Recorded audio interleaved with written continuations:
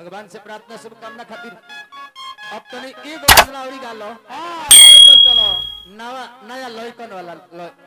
वाला लॉय लेके ना बाबू हां एगो हमारा लाइक हो जाओ। हां वाह ऊपर से मारी हां वाह हो गए हल्का तने तबला बढ़ा दे एक बार वाह हाय हाय हाय आज शक्ति के दरबार में चलो जरा दरबार के सच्चा दरबार कहल जाला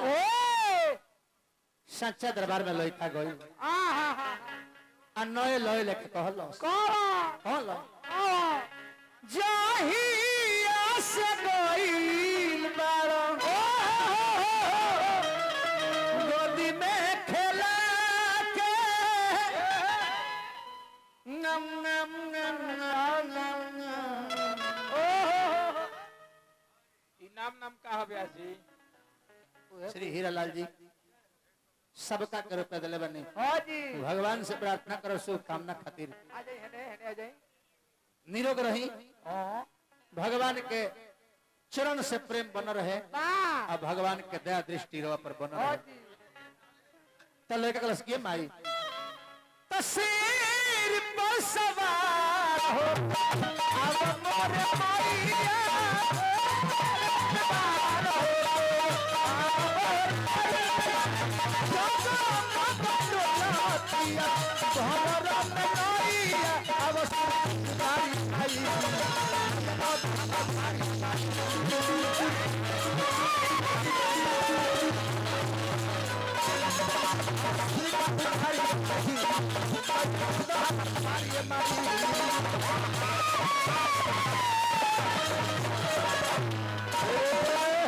रहा हो पैसा लगा दो माल आवे तो झाल धीरे करी हरिनाथ राय जी के भोर प्रगल नमवा तने देखे के बाद नामो बता हरिनाथ राय जी कार्यकर्ता मालिक पुरस्कार देहनी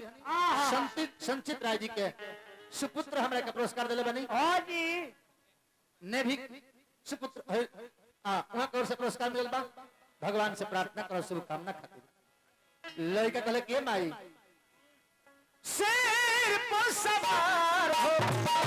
अब मोर मैया बोलतिया अब सारी सारी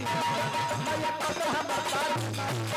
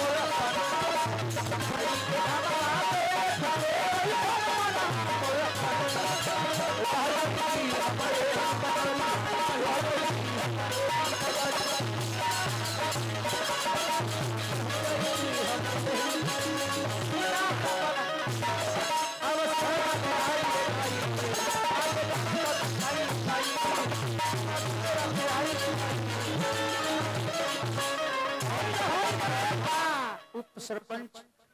श्री हरेंद्र राय जी हमरा के पुरस्कार दिले बनी हां जी पैसा लिया और आनंद रही खुश रही व्यास प्रदमन प्रदेशी के शिष्य राजा रंजन यादव जी हां जी हमरा के पुरस्कार देहनी हमरा के गोल लगले बनी रहुआ हां बाकी दुख है ई बात के बा कि हमरा लगे रहुआ के देवे खातिर कुछ बाना हां कर ले का कह देनी कुछ नहीं करवा के देवे खातिर बोलले बा वो अपन अखिया दे ना दी ठीक रही रंजीत कुमार जी पुरस्कार देहनी भगवान से प्रार्थना शुभकामना खातिर पैसा के मुकुट पहनावत नहीं ए बाबूआ हां लड़का ओही माई से कहले कि हे माई कितना बखान करी तारा रूप के, तारा गुण के, तारा महिमा के कितना बखान करी। केतना का कहता तोहर चरानी कि तोहर चरानी हम दास हो हमके बना ले आई अपन खास हो। हमके बना ले तोहर चरानी हम दास हो हमके बना ले आई अपन खास हो। हम तारा चरण के दास हैं ये माई। सारा मामनो जावा पर फेरना नजरिया कोरी लेनी होला तनी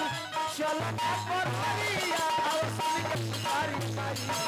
हम तो तारी के तोहार ए माई।